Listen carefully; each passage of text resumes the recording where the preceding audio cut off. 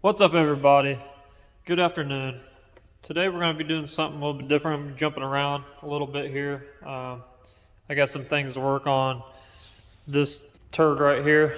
Going to be putting some gaskets on this thing real quick, and then at the end of the video I'm going to demonstrate how to prep this here gas tank for paint. It's going to be very basic, nothing too crazy, but we are going to do the start to finish. This video is just going to be the prep. It's pretty dirty, so I'll show you everything that I do from start to finish as far as getting it ready for paint.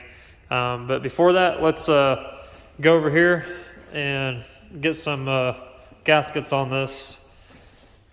So what I'm doing here is I'm switching from the factory intake over to this JMF. Now, I did buy a used throttle body. This is the MPX. Now, with it being used, the guy did not have the gasket for it. So, luckily he had the bolts. The bolts are hard to find too, but the gasket, I don't believe you can buy this separate. So, what I want to do, just temporarily, until I can actually get a gasket for this, is use this gasket maker and just get it sealed up. I am waiting on another gasket for the head to the intake manifold, and then I'm waiting on the upper charge pipe for this as well, because when you do all this, go from factory to an aftermarket, this one sets up higher, so you actually have to order a new pipe for it. So let's go ahead and get this on here, and then we'll go back over and get this tank prepped out for paint. Now, I've already cleaned all this off. I had a bunch of residue and all this stuff over. I cleaned it up. Make sure it's nice and clean.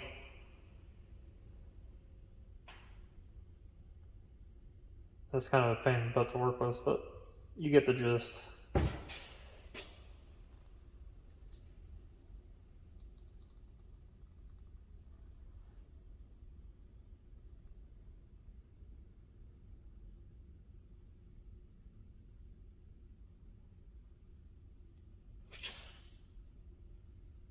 Hopefully this will actually seal this up nice. I don't have to worry about it. But this is just temporarily right now so I can get the car done. I actually need to get the car out of the shop. I've got a couple projects coming that's going to get painted. Everything in the shop's going to get moved over to the garage. So I need to get this sealed up and back on the car. I'm going to get a razor blade and we'll smooth that out.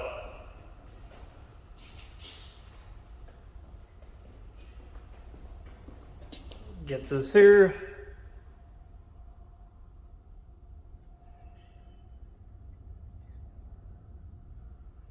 Smooth this all nice and smooth.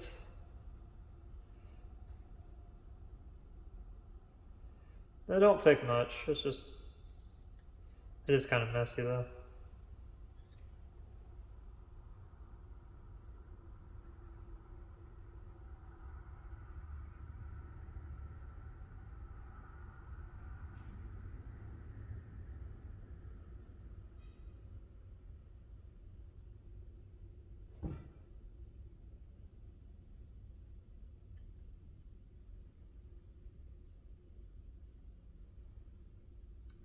Make sure you get all the edges.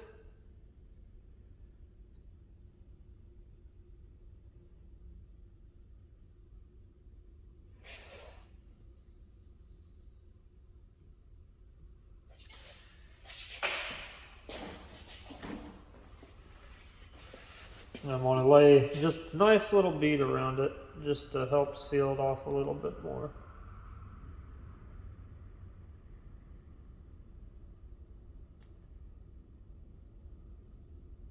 Oh.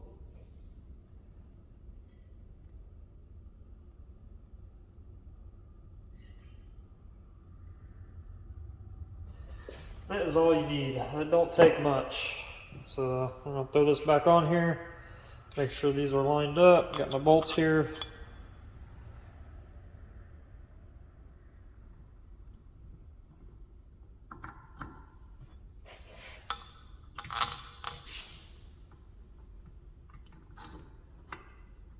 pretty straightforward.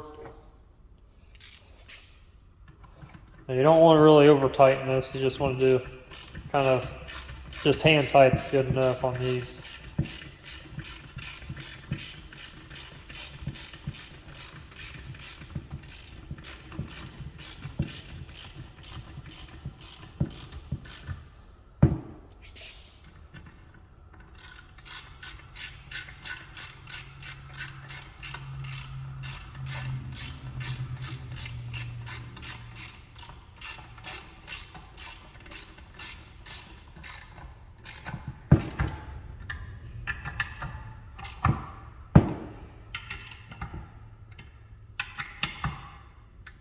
So there.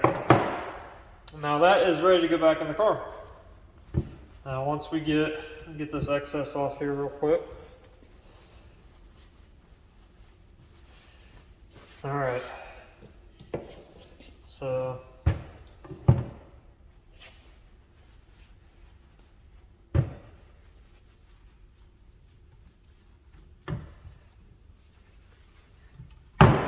wipe it all nice. That way, when it gets nice and sealed up, you don't have to worry about it being everywhere.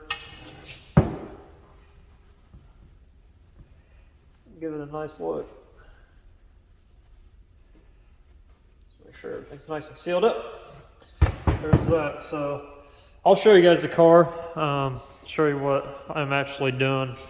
When I got this car was actually thrown together by somebody else. That's why I actually went ahead and painted it. It was not the factory color.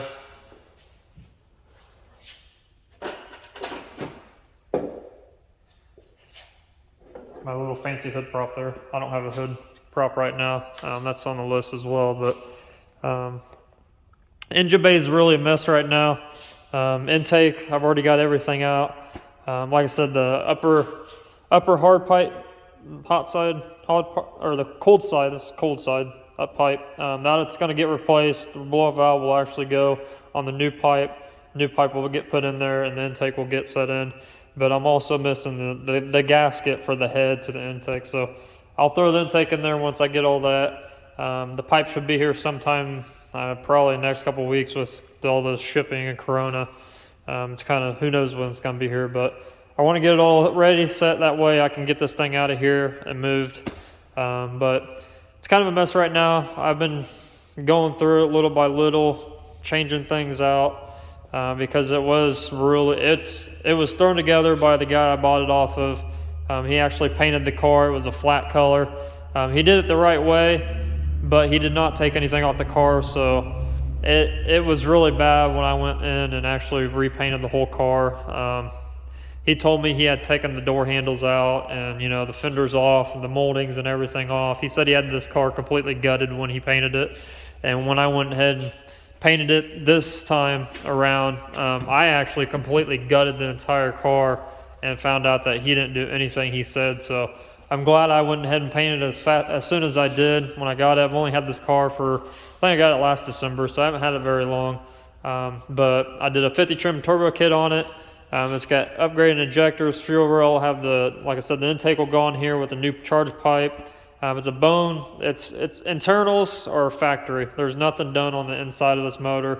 Gonna see how much I can push it to see what I can pull from it and how long it'll last. Because these cars usually, when you start making over 500 horsepower, the internal's starting to go on them.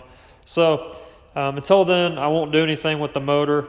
My goal is with this car is to one day, maybe before winter next year, or this year actually, is to take the motor out, trim the whole inside the engine bay. I don't know if I'm going to go with the green or if I'm going to do it go back with the silver, because silver is actually the factory color on this car. Like I said, it was not factory when I bought the car, so I went ahead and painted it. But I think I'm going to do with the green for the engine bay. I'm going to shave everything, get it all nice and smooth, get all these wires and all this mess figured out. Clean up the transmission housing as well as the block and everything and clean it all up. But until then, I'm going to run it the way it is, get that intake and everything in here and get this moved into the other garage. That way we can get some projects in here and get some stuff done. I'm excited for the year. There's a lot to come, but let's go over here. Like I said, I've got this tank over here. It needs pretty much prepped out all the way. Now, with this tank, this has already been painted. It's actually not even got clear on it. It's just so dirty right now. It's just black. It's just base coat black. So some of you might be wondering, you know, what do you do, you know, with it being dirty, and, you know, how do you get this thing ready for paint? Can you put paint right over it? Can you, you know, just clear it if you wanted to clean it up and clear it? Can you, Scott, you know, whatever. I want to go over that step by step. This is an old tank I had. I've had this thing for years, and I've painted it multiple times, so it's got some paint on it already. That's why I'm going to show you the way. I'm going to show you because I know what's underneath of it, and I know this is going to work for the long haul. So let's get to this. Only two things you're going to need as far as abrasives: red Scotch-Brite. Now, for all the old painters out there, you're probably going to ring me for this, but I prep everything with a red Scotch-Brite, even if it's going to be like a blend panel, or if I'm base coating everything, just because back in the day, the red Scotch-Brites used to be really, really abrasive. I mean, they still are, but they're not, you know, back in the day, you used to be able to take off clear and paint with these things. Nowadays, they make them so cheap. I don't know what they did, if they changed materials on them, but nowadays they're not as aggressive. I mean, they still are, but they're really not. The gray Scotch-Brites, you'll be here forever. So I like to get things done quick out of here. That way I can move on to the next step. So what I do is I'm going to go over the entire thing with this. This allows, with the using the red Scotch-Brite being as aggressive as it is, it allows me to get in these little cracks and nooks and crannies, as well as the inside of the tank here, underneath of it. It allows me to get in the small spots that you cannot get to with the sandpaper. So, in theory, once you get the Scotch-Brite, you're going to get everywhere, then you're going to go with the 600 grit.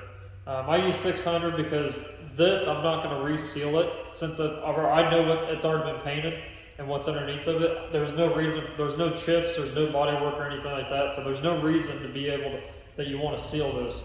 So I'm going to go straight to 600 because I know 600 with the color that I'm going to use, that I can actually clean it, shoot it right over top of 600. So, and I know it's going to stick to it. Like I said, but first things first, we're going to get this thing clean.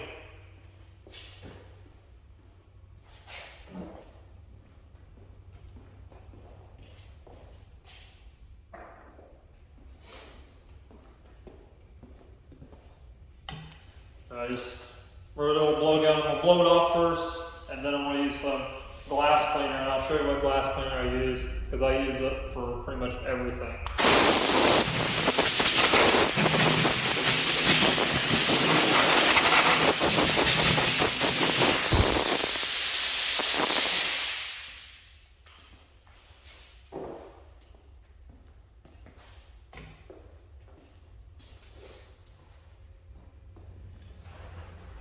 Now I just use, for towels, sometimes I use a shop towel, sometimes I got some better towels that I use. Depending on what I'm doing, with just cleaning, these shop towels work perfect.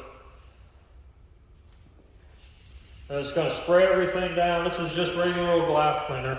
This is the best stuff you can get that's on. You know, I mean, this stuff, this spray away stuff, it doesn't streak, it doesn't, you know, it's not like a lot of glass cleaners where it'll actually ruin stuff. This will actually clean it, and it'll clean it really, really good. It's great for cleaning stuff before paint. It really is.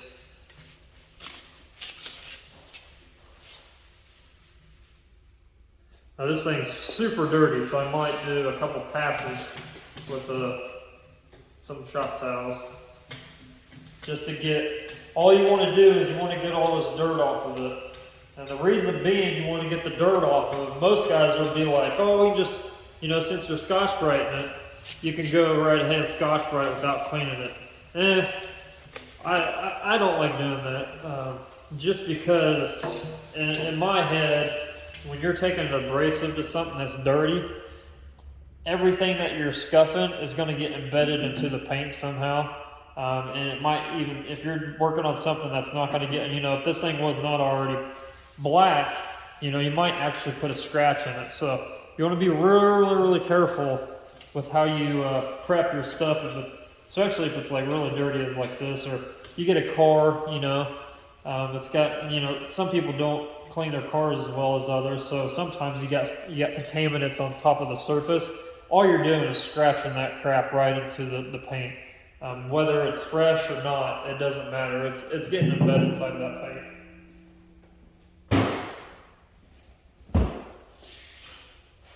So like I said, nice and clean. You're gonna take some red Scotch-Brite, and I'm just gonna go over and scuff it. This, you can tell by what, you got to pay attention. You can't just sit in one spot saying that this is going to be painted again. I don't really care if I burn through it because it's not going to stay this color, and I know what's underneath of it, so it's gonna work out for what I'm doing. But you really want to just keep on moving with the red Scotch-Brite. You don't want to stay in one spot because you can sit in one spot for 5 minutes, and of course you're going to burn through the paint. So you want to just keep on moving, and you'll see that I do work pretty quick. I try to get this done. Time is money when you're doing this type of stuff. Prepping, you want to make sure you pay attention what you're doing and not just looking off in la land, because you might see something that you don't like right here. I don't like this scratch, so I'm going to fix that. But you want to, with the Scotch-Brite, especially the red, allows you to get in all these little, crevices. You got to really, sometimes you got to really dig in there to get it all scuffed, all nice. Because the main purpose of this is you want your paint to stick. That's why we're doing this. That's the reason why you prep anything. Those guys you see that just shoot stuff on top of,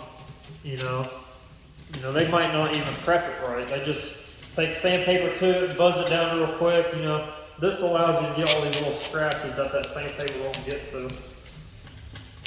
But you do, like I said, you do have to pay attention because you will burn through paint if you stay in one spot, if you're not used to it. So you just want to pay attention to what you're doing and get this all prepped out. And this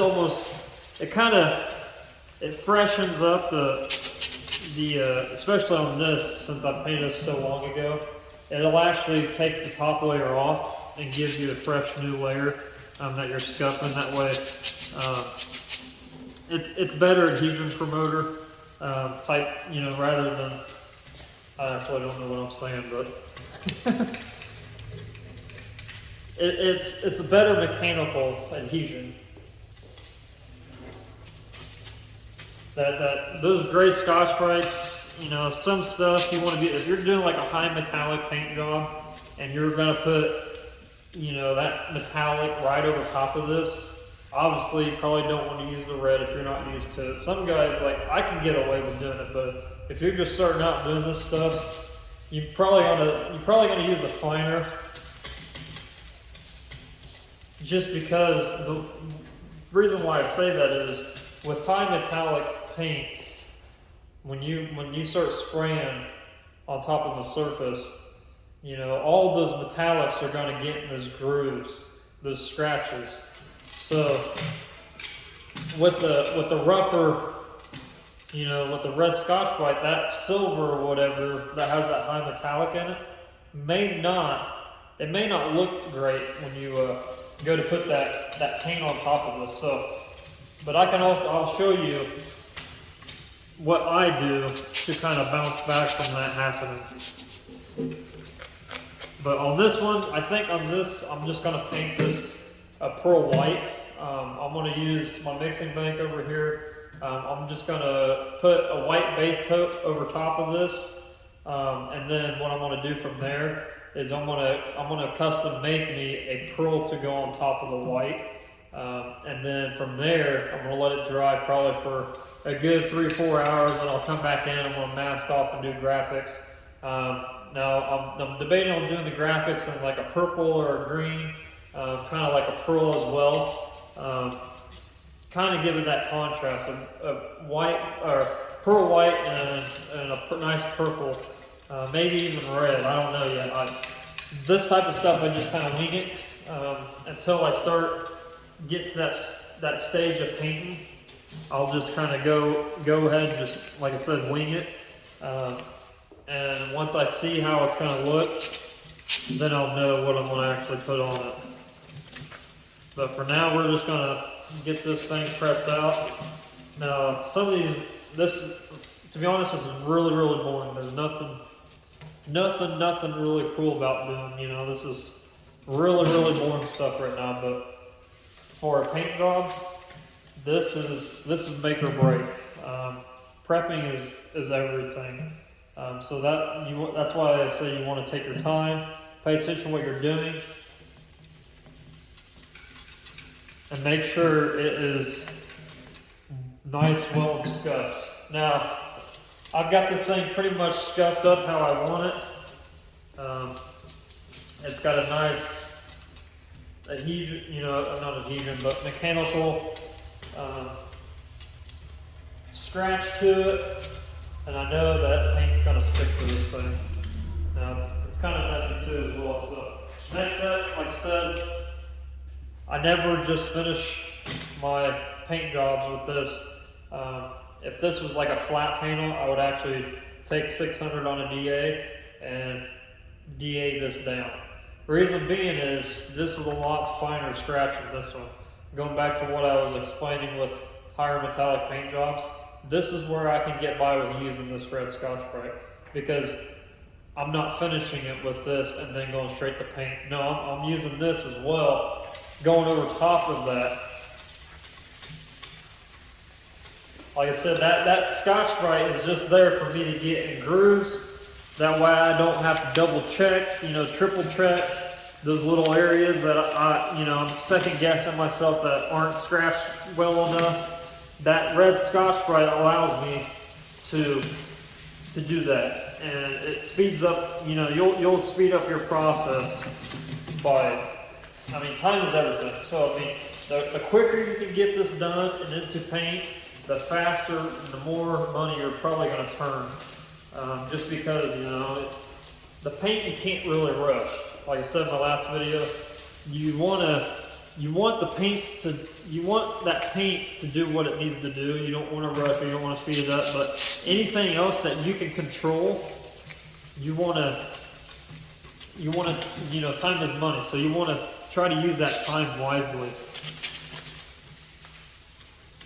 And like I said earlier, this will work on, it don't matter if you're doing collision stuff, it doesn't, you know, all those older painters, you know, they just like using that gray Scotch-Brite because they're like, oh no, freaking out, like I can't, you know, you can't put paint right over top of red Scotch-Brite. Well, we all know that when you're using, especially high metallics, you know, you might be able to get away with it using like a straight black, a straight white, a straight red, or anything that doesn't have a metallic in it, because when you spray that metallic comes out of that gun and it gets atomized, and it starts laying in those scratches and grooves. And you're gonna see it, either it's gonna be like really monolith, or it's just gonna like look stripy looking.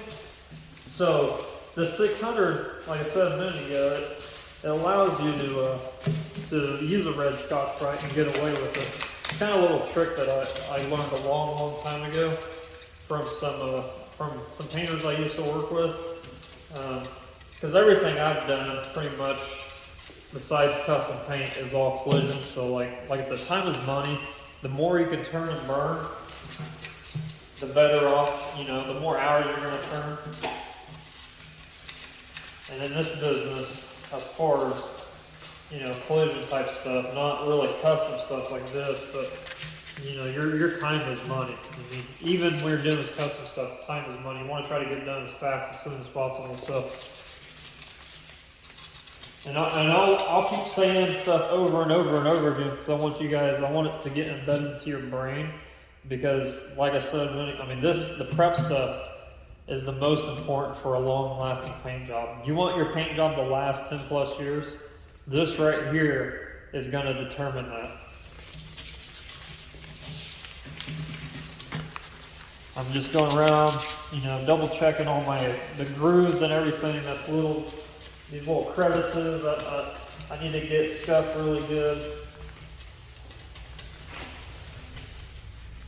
Because you don't want to go back, when you're starting to spray, you don't want to go backwards. Your whole goal is to keep moving forward. So you want to, when you're in one step, you want to make sure that you're doing that step to your utmost.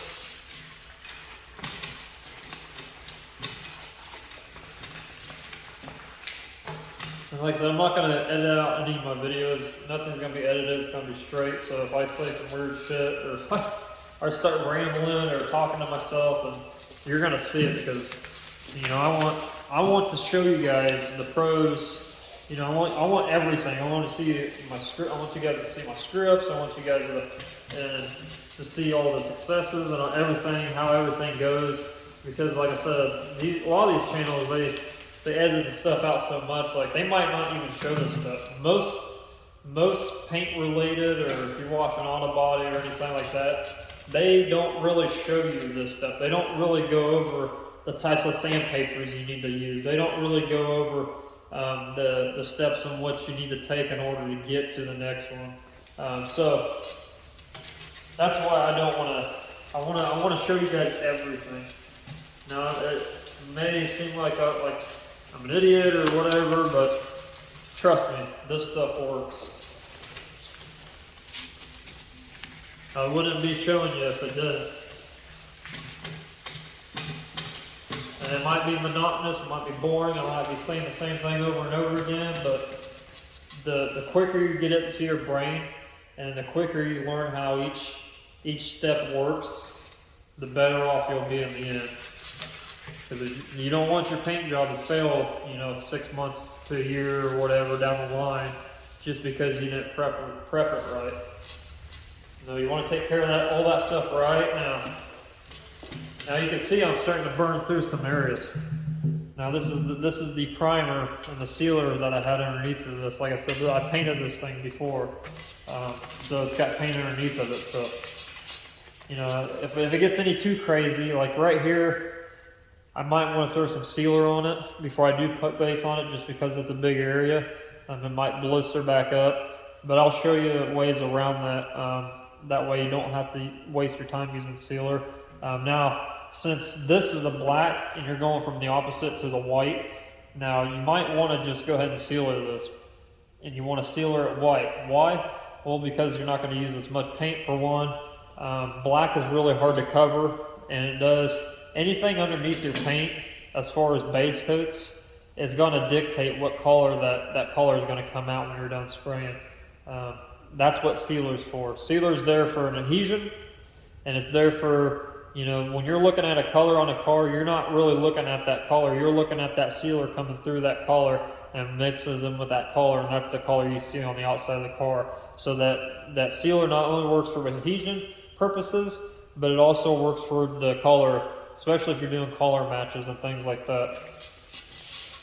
You want to make sure you get the right sealer underneath of it.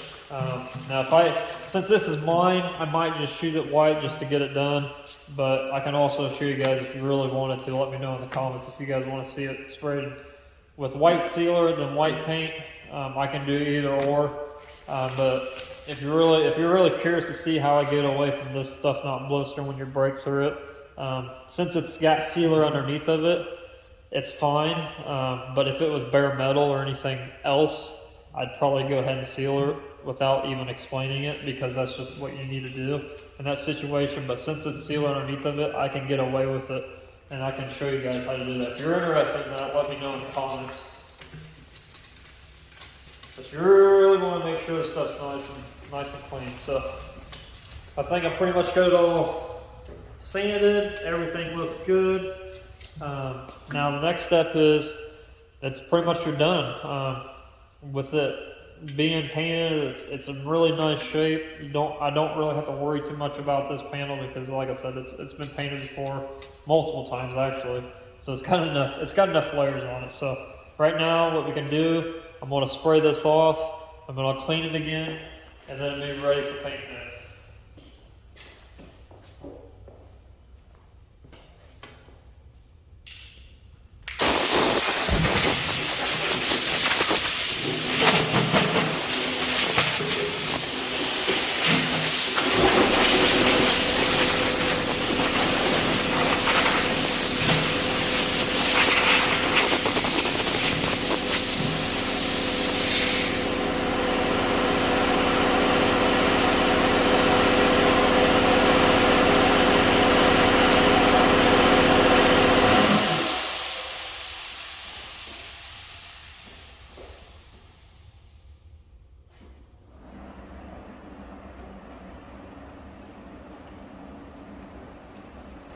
Sorry about that, that was the compressor kicking on. I thought I had that turned off, but I wanted to turn it off real quick.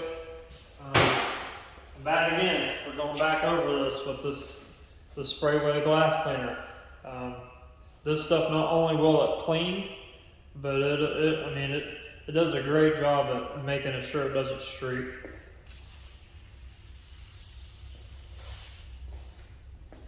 You know, you talk to any other painter what they use, and they're 90% of them are going to say sprayway.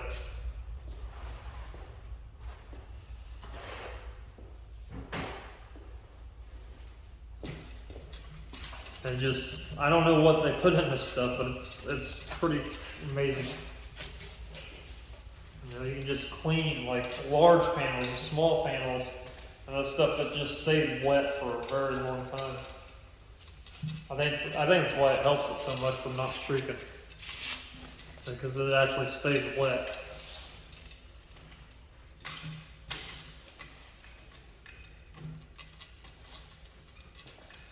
And now, wipe it down again, make sure you get everything, all the dirt and everything off.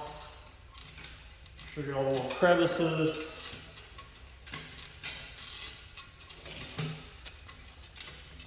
And that is the very basic way of prepping something that has already been painted.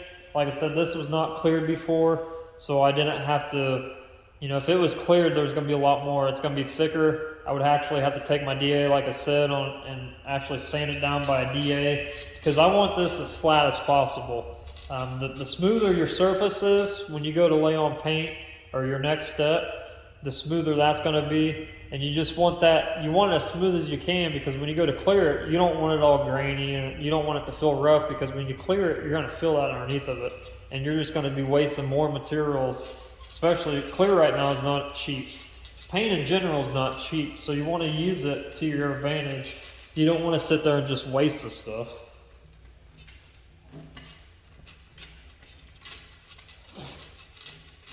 And like I said, if this was already cleared, I could probably just, like I said, DA it with some 600, maybe 800, depending on what color I'm going to. I usually don't do anything higher than 800 if I'm going straight to paint, or yeah, straight to base coat, just because you start to get in that fine line of like it not being a good mechanical adhesion.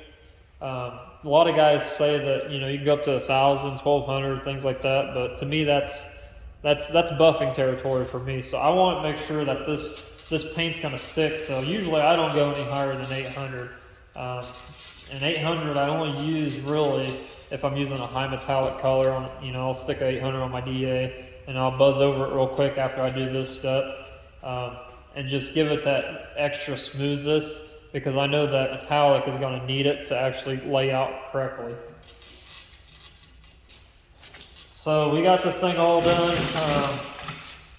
all scuffed up, ready for paint. Like I said, I'm pretty sure I'm going to go with the white, pearl white of some sort. On top of this, maybe some sealer if you guys want to see that. But other than that, there's not much to it. I mean, it's pretty cut and dry. If you have any questions that I did not get to, or, you know, anything that you think I should have answered or said or whatever, let me know in the comments, and I can do a video on that as well. But with this, like I said, it was super easy. I know what's underneath of it, so there was no extra work for me to get this thing ready for paint. Just because, you know, the more you know what's underneath of it, you know, if you're doing a factory car, you know what's underneath of it. So you know that your paint on top of that, you're not gonna need to strip this down or that panel down or whatever you're doing, because you know underneath of that stuff's gonna stick. So you can really just put your paint right on top of it if you really wanted to. And that's what we're gonna do here. Now, the next step after this, before we get to the paint process of everything, and mixing your colors and things like that, I want to make sure this thing is nice and clean. You know, no contaminants from your hands, no contaminants from anything else that's been around or anything like that. So right before I paint it, what I'm going to do is I'm going to use some wax and grease remover. and that will actually get the impurities and all the oils and stuff that you have in your hands off of the surface. And in that time, you're actually ready to spray. You're ready to tack the panel off, the tank or whatever, then you're ready to spray after that point. And just to run over a little bit of product information, some things that, I mean, like I said, I use nothing but House of Color stuff. So with that being said, with House of Color, I use from the ground up, use their primers all the way to the clears. And you want to make sure that you get a good wax and grease remover for your projects as well. Now, another thing that's really good is this KC20. KC20 is pretty much a post-sanding clear, and this is good for like if you're doing graphics, artwork, anything like that that's solvent-based, because you can put this over top of it before you clear, and it'll show you what it looks. It'll clean not only will it clean the panel, but it'll also give you a representation of that panel being cleared, which is really cool.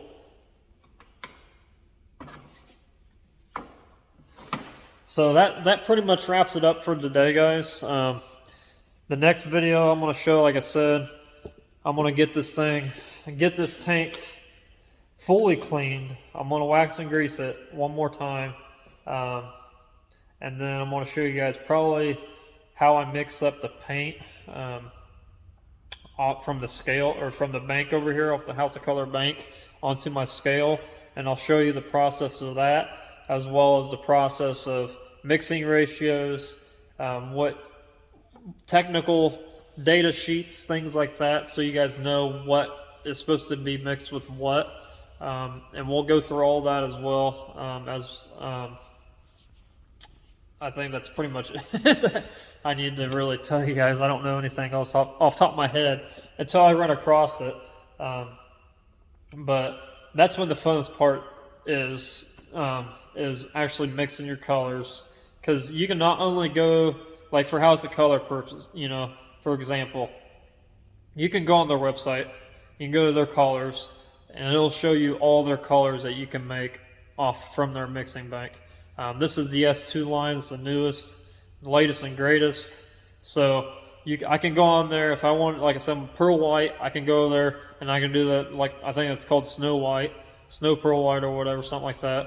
And it'll give me the formula for every ounce that I need to put into it and what it gets reduced as, and I can show you guys that as well.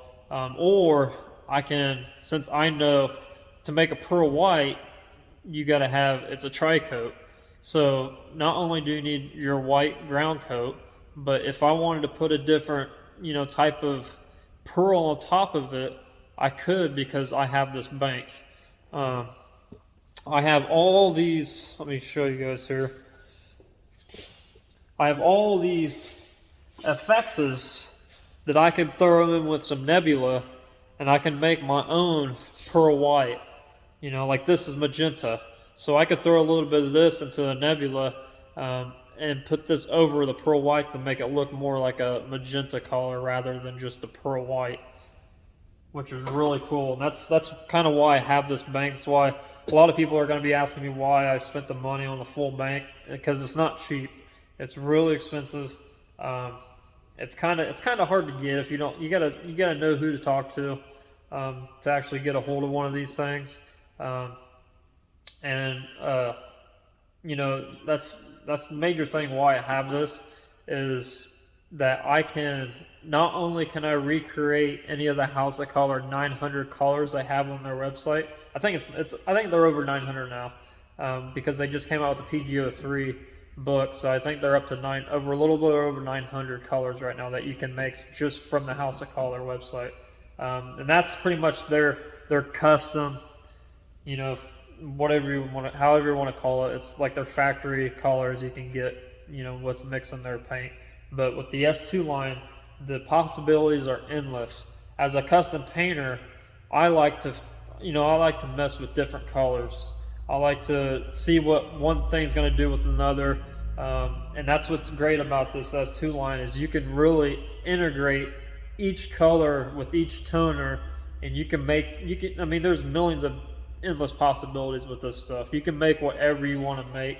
Obviously, if you're doing somebody's car with it, you want to make sure you keep track of what you're doing, especially when you're custom making things. But for as far as like airbrushing, things like that, it's really great because, you know, a lot of people don't understand that we just don't take, you know, I don't take one of these toners down here and just dump this in my airbrush. No, this is just a toner. This is just the base foundation to something that I need to make. You know, I could make, you know, if I'm doing a, you know, like a flesh tone or something like that. If I need to make a flesh tone, there's no flesh tones on this bank that just come packed in with it. No, you got to make that. You got to actually build your own colors, and that's one thing about being a custom painter is you gotta know your color wheel, and you gotta be comfortable with making your paint on the fly, because you know you start getting like, especially flesh tones. Flesh tones, they're kind of tricky, and you know you need to have, if you're doing like a portrait or something like that, and there's a certain type of flesh tone the customer wants, or maybe you're going off of a reference and it needs to be a certain tone, then you need to be able to make that tone. And that's what's great about this bank is you can literally, I can use these toners that's on this bank as well as these candies to make anything I ever wanted to, which is awesome. And that's kind of why I bought this bank. Not only is the product is awesome, you won't find anything else out there that's better than House of Color. Not for the price. You know, if you ask, you know, my opinion, I've used dozens of different paint companies and, you know, manufacturers, and there's some good ones out there, but House Color's been around the longest, and their stuff is tried and true to last, and the colors, they're just so vibrant. When you put that clear over it, it pops, especially when you get out in the sun. So, like I said, that's going to be it for today's video. A little bit, you know, if you guys want to know anything else as far as paint-wise, custom painting, I'd plan to do a video on airbrushing as well. If you guys have anything, like any questions, comments, and concerns on how to do something, I want to pretty much start with the basics on everything, and then I'll expand. And then when I get some projects in here that are actually customer related, and I'm doing a specific thing to somebody's project, I can go over that as well and touch on that. But for right now, we're going to get this tank, you know, wrapped up. We're going to get this thing shot in some pearl white and put some graphics on this bad boy. And then we'll go from the paint all the way to the clear. So, till next time, stay warm. It's cold here, so I don't know we haven't got snow yet, so hopefully there's not going to be any. But until then, till next time, see you guys.